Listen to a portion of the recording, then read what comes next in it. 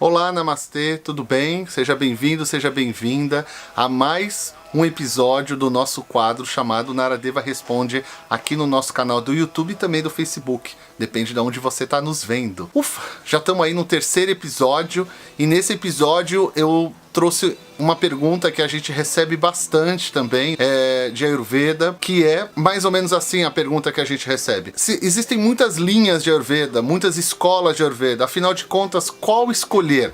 Né? É uma pergunta muito pertinente e ela lembra bastante o nosso primeiro vídeo, onde eu explico um pouquinho para vocês como são os cursos de Ayurveda no Brasil. Vou responder essa perguntinha para vocês logo depois da vinheta. E antes de eu ir para a vinheta, não esqueçam de se inscrever no nosso canal, dar um like aí no nosso vídeo, compartilhe, tenho certeza que muita gente pode se beneficiar e a gente também vai agradecer bastante se vocês fizerem isso. Então, solta a vinheta aí.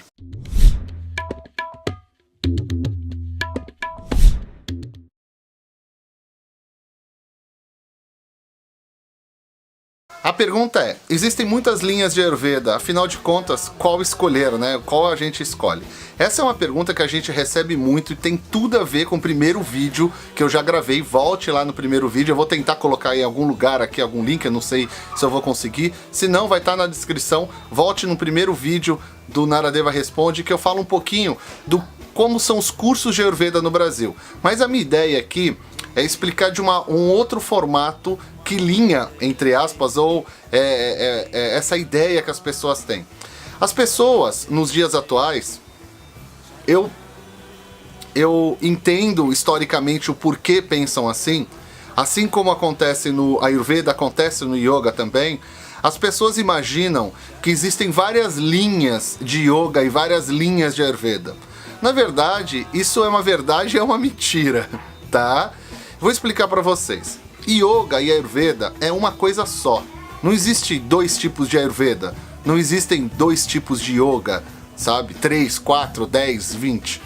Quem pensa dessa forma, na verdade, está totalmente perdido e não entendeu o cerne, né? O coração, a base dessa ciência tão linda e milenar que é chamada de Ayurveda e também do Yoga. O Yoga e o Ayurveda proporciona a nós ou nos ensina a ser livres pensadores. Uau, né? Que legal! Não é tão simples assim como a gente está falando. Mas, a partir do momento que eles nos ensinam a ser assim, é muito simples acontecer e gerar formas diferentes de se explicar, de se ensinar e de passar esse conhecimento milenar de formas diferentes. Ou de didáticas diferentes, ou com linguagens diferentes. Isso não quer dizer que existem muitos Ayurvedas ou muitos Yogas. Existe somente um Yoga e somente um Ayurveda. Não existe dois de cada um deles, 3, 4.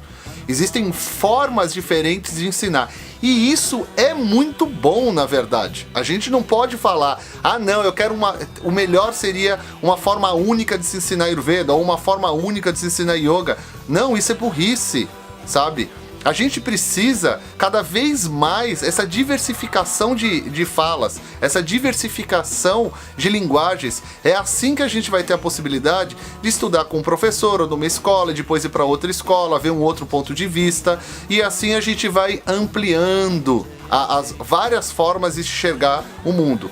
A mesma escola não vai conseguir trazer isso para vocês. O mesmo curso também não vai. Então, a primeira coisa que vocês têm que entender é que não existem várias linhas ou várias formas de Ayurveda. Existe um Ayurveda só. O que existem são formas diferentes de se ensinar, formas diferentes de linguagem, formas diferentes de se entender o Ayurveda e de se repassar ele para frente. E é lógico, a gente não pode descartar a experiência individual de cada professor, de cada escola, né, etc, etc. Então, o que você vai estar escolhendo vai de acordo com o primeiro vídeo que a gente falou. Vai ser de acordo com aquilo que você teve a maior identificação. Que tipo de curso você quer, como você vai se identificar com a linguagem daquele corpo docente, daquela escola, o que eles estão proporcionando, que tipo de linguagem eles estão colocando no curso. Porque, no fundo, o Ayurveda vai ser o mesmo, com linguagens diferentes. Isso acontece muito na Índia e muita gente se confunde e vira uma bagunça. Ayurveda do Norte, Ayurveda do Sul, às vezes até meio besta essas histórias, sabe? Na verdade, cada escola vai ter os seus professores com seus pontos de vista diferentes, com as suas experimentações diferentes, e assim o Ayurveda vai se desenvolvendo, né? Desenvolvendo usando elementos naturais da própria região, como aqui no Brasil a gente já faz, muitas pessoas, importando cada vez menos, usando as coisas locais do Brasil, né? Usando uma linguagem abrasileirada para o Ayurveda, para o público brasileiro entender. Então se eu usar uma linguagem abrasileirada, eu não vou estar fazendo Ayurveda? Lógico que não tem lógica isso. Você vai estar fazendo Ayurveda com uma linguagem abrasileirada. E não tem problema nenhum nisso, sabe? A mesma coisa do Yoga e outras coisas mais. Então, o que eu queria explicar para vocês é isso, desconstruir um pouquinho essa ideia que existem linhas de Ayurveda.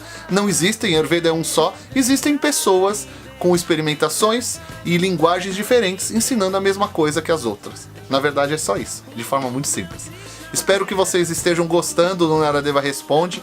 Continuem enviando as suas mensagens, as suas perguntas. Escrevam aqui embaixo, tá bom? E não esqueçam de se inscrever em nosso canal. Dê aquele like, aquele joinha ali embaixo, tá? Curte aí se você estiver no Facebook, compartilhe com seus amigos, assim marque seus amigos, familiares e tudo mais, bom? Então vejo vocês no próximo episódio do Naradeva Responde. Então até mais, muito obrigado por você ter nos assistido. Namastê!